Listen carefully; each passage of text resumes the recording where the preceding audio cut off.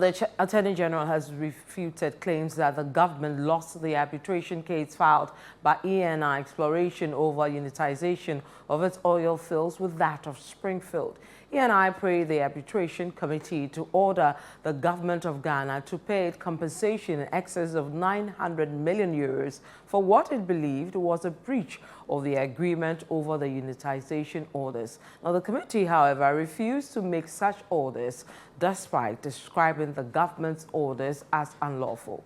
We have more in this report. The arbitration proceedings followed a directive by the Ministry of Energy to Eni and Springfield to unitize their fields under terms that were imposed by the ministry. The Ministry of Energy made this directive after attempts to get the two to merge their operations, and operating the fields proved futile. Springfield had written to the ministry requesting for the unitization after it claimed that some produce from its field had straddled onto the fields of Eni.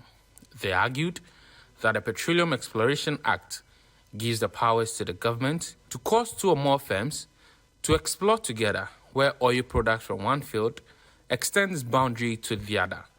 The Ministry of Energy, after satisfying itself that indeed oil products from Springfield had extended to that of Eni, issued the directive imposing terms on them after the two failed to reach an agreement on how to unitize. But Eni, who believed the directive was in breach of the law on unitization, filed the arbitration. The arbitration committee, after reviewing arguments from the parties, concluded that the Ministry of Energy did not meet a condition precedent required by law before a directive on the unitization ought to be made.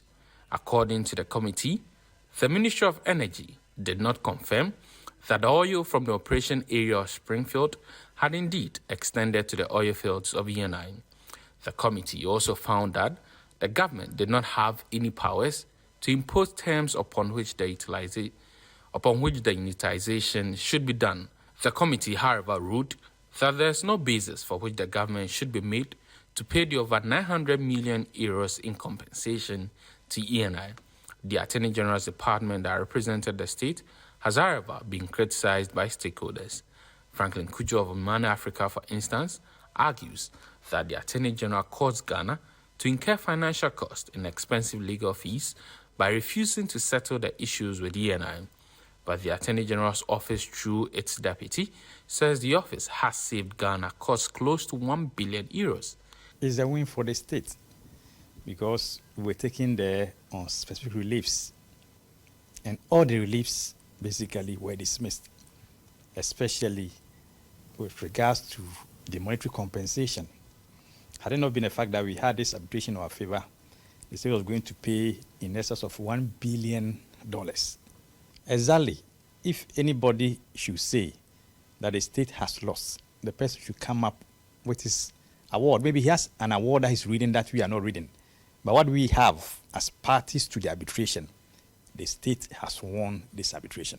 The report instructed the state to, however, pay cost of over 180,000 euros, but the state is considering whether to appeal the decision or not. If you go on international arbitration, definitely you have the arbitrators. You also have costs associated with the arbitration. And so the parties were to bear their individual costs.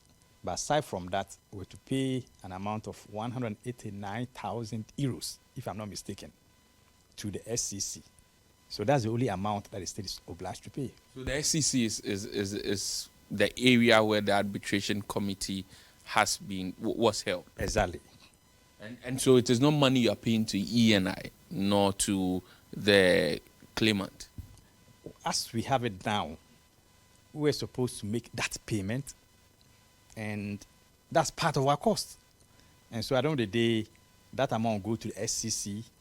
But I was going through the award, and it appears the state will even have the right to also even file an appeal against the award of 189,000. Yeah, I realize that the state has the state taken a decision on that yet? No decision yet. Critics of the performance of the government in the arbitration process has warned that if the Attorney General Godfrey Yeboadame is allowed to continue in his ways, he may plunge Ghana into a judgment debt situation. But his deputy, disagrees strongly with this view. Let me just make this simple announcement that the Attorney General is unfazed. He's not perturbed at all. At all. He's been given a mandate, and he needs to discharge that mandate. Despite the attacks, he's out there defending the people of Ghana, saving the people of Ghana millions of, if not billions of cedis and dollars. Locally, we have ample evidence to the fact that the AG has actually protected the public purse from dubious and frivolous judgment debts. It's baseless. It's baseless. Talk is cheap. You can talk, but action is very expensive. We believe in action. You may choose to engage in the talk, but a talk without a walk is baseless. AG is performing his duties. He doesn't have the slightest intention to plunge this nation into any judgment debts.